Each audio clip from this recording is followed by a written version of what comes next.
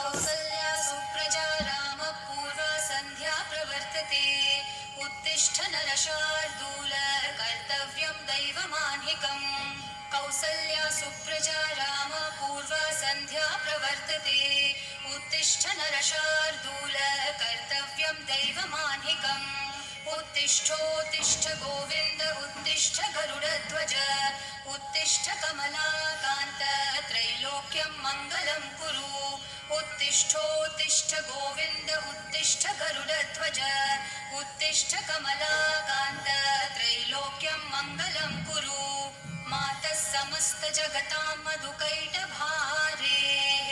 वक्षो विहारिणि मनोहर दिव्यमूर्ते श्रीस्वामिनि श्रितजनप्रियदानशीले श्रीवेङ्कटेश दयिते तव सुप्रभातम् मातः समस्तजगतां मधुकैटभारेः वक्षो विहारिणि मनोहर दिव्यमूर्ते श्रीस्वामिनि श्रितजनप्रियदानशीले श्रीवेङ्कटेश दयिते तव सुप्रभातम् तव सुप्रभातमरविन्दलोचने भवतु प्रसन्नमुखचन्द्रमण्डले विधिशङ्करेन्द्रवनिताभिरर्चिते वृषशैलनाथ दयिते दयानिधे अद्यादिसप्तऋषयः समुपास्य सन्ध्याम् आकाशसिन्धुकमलानि मनोहराणि आदाय पादयुगमर्चयितुं प्रपन्नाः शेषाद्रिशेखर विभो तव सुप्रभातम् पञ्चाननाब्ज भवषण्मुखवासवाद्याः त्रैविक्रमादिचरितं विबुधास्तुवन्ति भाषापतिः पठति वासरशुद्धिमारात् शेषाद्रिशेखर विभो तव सुप्रभातम्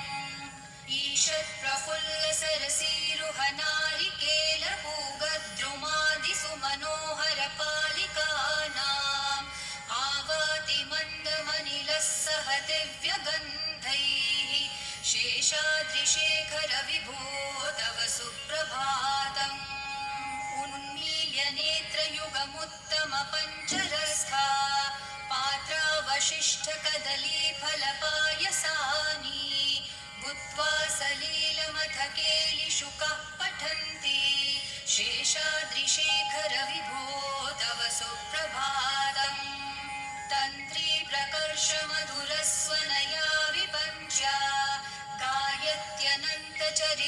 तव नारदोऽपि भाषा समग्रमसकृत्करचाररम्यम् शेषाद्रिशेखर विभो तव सुप्रभातम् भृङ्गावली च मकरन्दरसानुविद्धजनकारगीतनिनदैः सह सेवनाय निर्यात्युपान्तसरसी कमलोदरेभ्यः शेषाद्रिशेखर विभो तव सुप्रभातम् योषागणेन वरदग्निविमध्यमाने घोषालयेषु दधिमन्थन तीव्रघोषाः रोषात् कलिं वदधते ककुभश्च कुम्भाः शेषाद्रिशेखर विभो तव सुप्रभातम् पद्मेशमित्रशतपत्रगतालिवर्गाः हर्तुं श्रियं कुवलयस्य निजाङ्गलक्ष्म्या भेरीनिनादमिव बिभ्रति तीव्रनादम् शेषाद्रिशेखर विभो तव सुप्रभातम् श्रीमन्नभीष्टवरदाखिललोकबन्धो श्रीश्रीनिवास जगदेकदयैकसिन्धो श्रीदेवतागृहभुजान्तरदिव्यमूर्ते श्रीवेङ्कटाचलपते तव सुप्रभातम् श्रीमन्नभीष्टवरदाखिललोकबन्धो श्रीश्रीनिवास जगदेकदयैकसिन्धो श्रीदेवतागृहभुजान्तरदिव्यमूर्ते श्रीवेङ्कटाचलपते तव सुप्रभातम् श्रीस्वामी पुष्करिणिकाप्लवनिर्मलाङ्गाः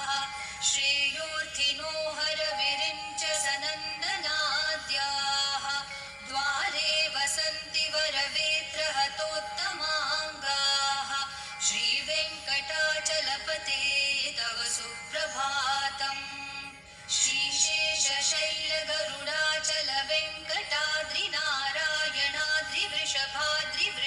श्रीशेषशैलगरुडाचलवेङ्कटाद्रिनारायणाद्रिवृषभाद्रिवृषाद्रिमुख्याम् आख्यां त्वदीयवसतेरनिशं वदन्ति श्रीवेङ्कटाचलपते तव सुप्रभातम् सेवापरः शिवसुरेश कृशानुधर्मरक्षोऽम्बुनाथ पवमानधनाधिनाथाः बद्धाञ्जलि प्रविलसन्निजशीर्षदेशाः श्रीवेङ्कटाचलपते तव सुप्रभातम् घाटेषु ते विहगराज मृगाधिराज नागाधिराज गजराज हयाधिराजाः स्वस्वाधिकारमहिमाधिकमर्थयन्ते श्रीवेङ्कटाचलपते तव सुप्रभातम्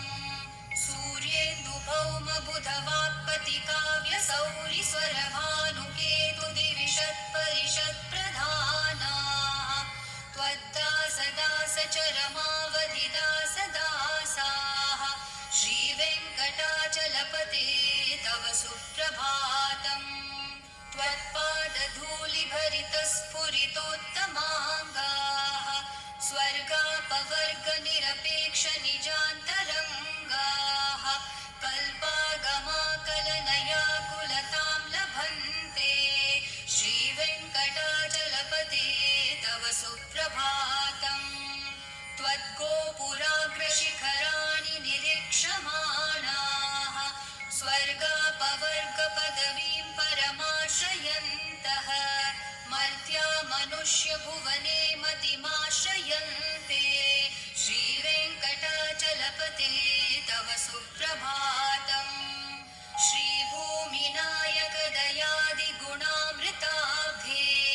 देवाधिदेव जगदेकशरण्यमूर्ते श्रीमन् अनन्तगरुडादिभिरर्चिताङ्घ्रे श्रीवेङ्कटाचलपते तव सुप्रभातम् श्रीपद्मनाभपुरुषोत्तमवासुदेव वैकुण्ठमाधव जनार्दन चक्रपाणे श्रीवत्सचिह्न शरणागत पारिजात श्रीवेङ्कटाचलपते तव सुप्रभातम् कन्दर्पदर्पहर सुन्दर दिव्यमूर्ते कान्ताकुचाम्बुरुहकुद्मललोलदृष्टे कल्याण निर्मल गुणाकर दिव्यकीर्ते श्रीवेङ्कटाचलपते तव सुप्रभातम् मीनाकृते कमठकोल नृसिंहवर्णिन् स्वामिन् परश्वधतबोधन रामचन्द्र शेषांश रामयदुनन्दन कल्किरूप श्रीवेङ्कटाचलपते तव सुप्रभातम् एलालवङ्गधनसार सुगन्धितीर्थम् दिव्यं वियत्सरिति हेमघटेषु पूर्णम् धृत्वाद्यवैदिकशिखामणयः प्रहृष्टा तिष्ठन्ति वेङ्कटपते तव सुप्रभातम् भास्वानुदेति विकचानि सरोरुहाणि सम्पूरयन्ति निनदैकबुभो विहङ्गाः श्रीवैष्णवा सततमर्थितमङ्गलास्ते धामाश्रयन्ति तव वेङ्कट सुप्रभातम् ब्रह्मादयः सुरवराः समहर्षयस्ते सन्तः सनन्दनमुखास्तवथ योगिवर्याः धामान्तिके तव हि मङ्गलवस्तुहस्ताः श्रीवेङ्कटाचलपते तव सुप्रभातम् लक्ष्मीनिवास निरवद्य गुणैकसिन्धो संसारसागर समुत्तरणैकसेतो वेदान्तवेद्य निज वैभव भक्तभोग्य श्रीवेङ्कटाचलपते तव सुप्रभातम् लक्ष्मीनिवास निरवद्य गुणैकसिन्धो संसारसागर समुत्तरणैकसेतो वेदान्तवेद्य निज वै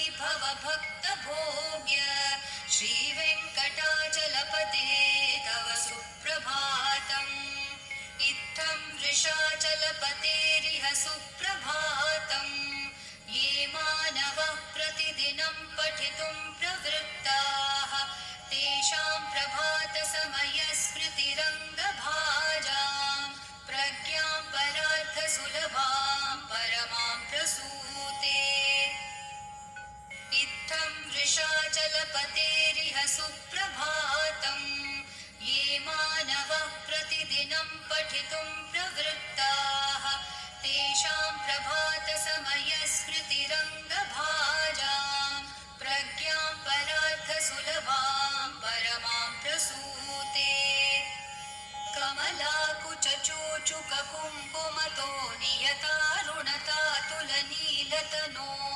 कमलायतलोचनलोकपते विजयी भव वेङ्कटशैलपते कमलाकुचोचुककुङ्कुमतो नियतारुणतातुलनीलतनो कमलायतलोचनलोकपते विजयी भव वेङ्कटशैलपते सचतुर्मुख षण्मुख पञ्चमुख प्रमुखाखिल दैवतमौलिमने शरणागत वत्सल सारनिधे परिपालय मां वृषशैलपते अतिवेलतया तव दुर्विषहै अनुवेलकृतैरपराधशतैः भरितं त्वरितं वृषशैलपते परया कृपया परिपाहि हरे अधिवेङ्कटशैलमुदारमते जनताभिमताधिकदानरतात् परदेवतया गदितान्न गमै कमलादयितान्न परं कलये करवेणुरवावशगोपवधू शतकोटिवृतात् स्मरकोटिसमात् प्रतिवल्लविकाभिमतात् सुखदात् वसुदेवसुतान्न परं कलये अभिराम गुणाकरदाशरथे जगदेकधनुर्धर धीरमते रघुनायक राम रमेश विभो वरदो भवदेव दया जलदे अवनीतनया कमनीयकरं रजनीकर चारुमुखाम्बुरुहं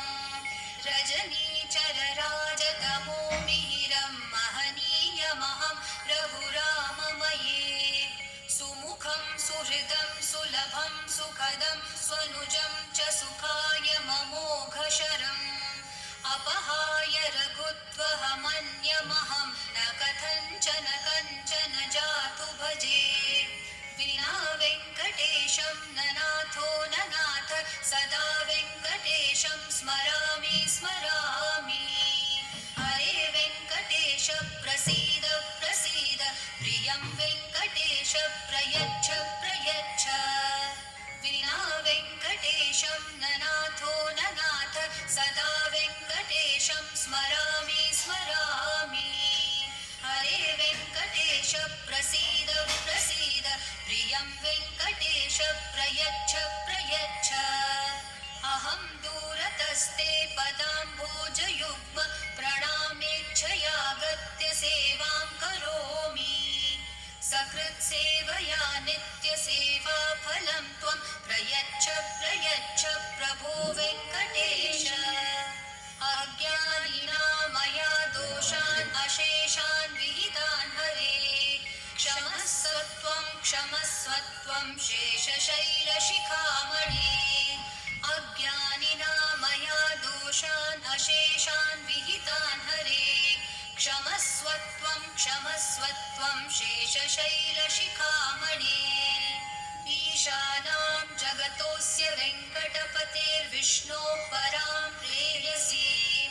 तत्त्वक्षस्थलनित्यवासरसिकां तच्छान्तिसंवर्धिनीं पद्मालङ्कृतपाणिपल्लवयुगां पद्मासनस्थां श्रियं वात्सल्यादिगुणोज्ज्वलां भगवतीं वन्दे जगन्मातरम् ईशानां जगतोऽस्य वेङ्कटपतेर्विष्णोः परां प्रेयसीं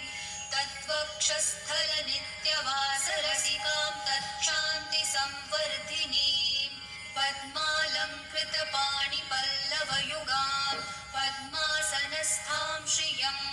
वात्सल्यादिगुणोज्ज्वलां भगवतीं वन्दे जगन्मातरम् श्रीमान् कृपाजलनिधे कृतसर्वलोकसर्वज्ञशक्तनदवत्सल सर्वशेषिन् स्वामिन् सुशीलसुलभाश्रितपारिजात श्रीवेङ्कटेश चरणौ शरणं प्रपद्ये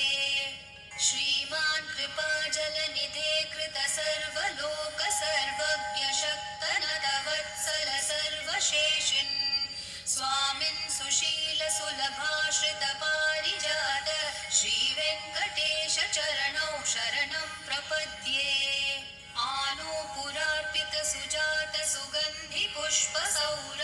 सौरभकरौ समसन्निवेशौ सौम्यौ सदानुभवनेऽपि नवानुभाव्यौ श्रीवेङ्कटेशचरणौ शरणं प्रपद्ये सत्यो विकासि समुदित्वरसान्द्ररागः सौरभ्यनिर्भर सरोरुह साम्यवादाम् सम्यक्षु साहसपदेषु विलेखयन्तौ श्रीवेङ्कटेशचरणौ शरणं प्रपद्ये रेखामयध्वज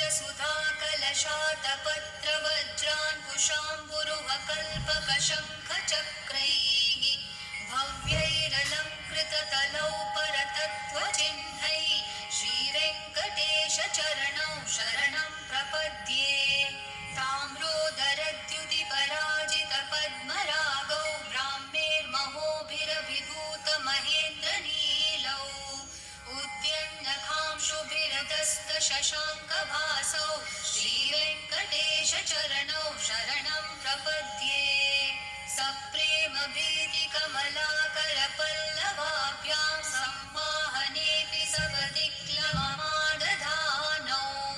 कान्ताववाङ्मनसगोचरसौ कुमारौ श्रीवेङ्कटेशचरणौ शरणं प्रपद्ये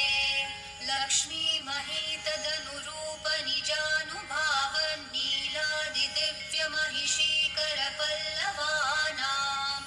आरुण्यसङ्क्रमणतः किल सान्द्ररागौ श्रीवेङ्कटेशचरणौ शरणं प्रपद्ये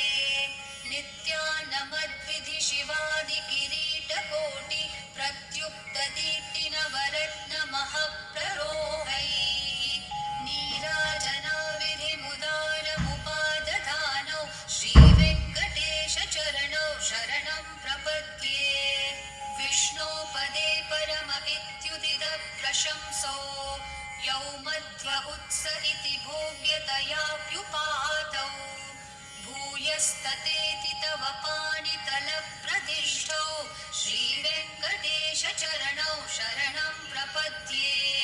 पार्थाय तत्सदृशसारथिना त्वयैव यौ दर्शितौ स्वचरणौ शरणं व्रजेरि भूयोऽपि मह्यमिह तौ करदर्शितौ ते श्रीवेङ्कटेशचरणौ शरणं प्रपद्ये मन्मूर्धिकालियफने विकटाटवीषु श्रीवेङ्कटाद्रिशिखरे शिरसि श्रुतीनां चित्तेऽप्यनन्यमनसां सममाहितौ ते श्रीवेङ्कटेशचरणौ शरणं प्रपद्ये आम्लानरिष्यदवनीतलकीर्णपुष्पौ श्रीवेङ्कटाद्रिशिखराभरणायमानौ आनन्दिताखिलमनोनयनौ तवेतौ श्रीवेङ्कटेशचरणौ शरणं प्रपद्ये प्रायप्रपन्नजनता प्रथमावगाह्यो मातुस्तनाविविशिशोरमृतायमानौ प्राप्तौ परस्परतुलामतुलान्तरौ ते श्रीवेङ्कटेशचरणौ शरणं प्रपद्ये सत्त्वोत्तरैः सततसेव्यपदाम्बुजेन संसारतारकदशार्द्रदृगञ्चलेन सौम्योपयन्तृमुनिनाममदर्शितौ ते श्रीवेङ्कटेशचरणौ शरणं प्रपद्ये सत्त्वोत्तरैः सततसेव्यपदाम्बुजेन संसारतारकदशार्द्रदृगञ्चलेन सौम्योपयन्तृमुनिनाममदर्शितौ ते श्रीवेङ्कटेशचरणौ शरणं प्रपद्ये श्रीशश्रिया घटिकया त्वदुपाय भावे प्राप्ये त्वयि स्वयमुपेयतया स्फुरन्त्या नित्याश्रिताय निरवद्यगुणाय तुभ्यं श्यां किङ्करो वृषगिरीश न जातु मह्यम् श्रीशश्रिया घटिकया त्वदुपाय भावे प्राप्ये त्वयि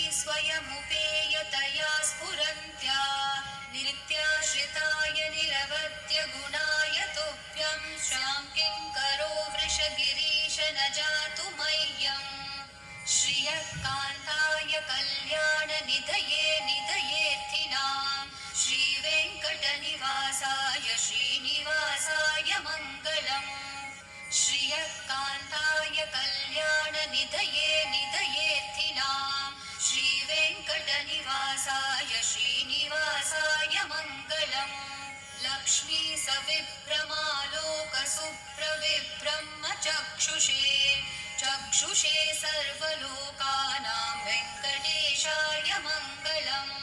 श्रीवेङ्कटाद्रिशृङ्गाग्रमङ्गलाभरणाङ्ग्रये मङ्गलानां निवासाय श्रीनिवासाय मङ्गलम् सर्वावयवसौन्दर्यसम्पदा सर्वचेतसां सदा सम्मोहनायास्तु वेङ्कटेशाय मङ्गलम् नित्याय निरवध्याय सत्यानन्दचिदात्मने सर्वान्तरात्मने श्रीमद्वेङ्कटेशाय मङ्गलम् स्वतः सर्वविदे सर्वशक्तये सर्वशेषिणे सुलभाय सुशीलाय वेङ्कटेशाय मङ्गलम् परस्मै ब्रह्मणे पूर्णकामाय परमात्मने प्रयुञ्जे परतत्त्वाय वेङ्कटेशाय मङ्गलम् आकालतत्त्वमशान्तम् आत्मनामनुपश्यताम् अतृप्तामृतरूपाय वेङ्कटेशाय मङ्गलम् प्रायस्वचरणौ पुंसां शरण्यत्वेन पाणिना कृपया दिशते श्रीमद्वेङ्कटेशाय मङ्गलम्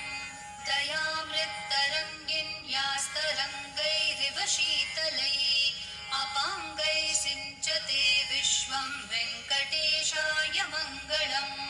सद्भूषाम्बरहेतीनां सुषमावहमूर्तये सर्वार्तिशमनायास्तु वेङ्कटेशाय मङ्गलम् श्रीवैकुण्ठविरक्ताय स्वामि पुष्करिणितटे रमया रममाणाय वेङ्कटेशाय मङ्गलम् श्रीवैकुण्ठविरक्ताय स्वामि पुष्करिणितटे रमया रममाणाय वेङ्कटेशाय मङ्गलम् श्रीमत्सुन्दरजामातृमुनिमानसवासिने सर्वलोकनिवासाय श्रीनिवासाय मङ्गलम् मङ्गलाशासनपरैर्मदाचार्यपुरोगमैः सर्वैश्च पूर्वैराचार्यैः सत्कृतायास्तु मङ्गलम्।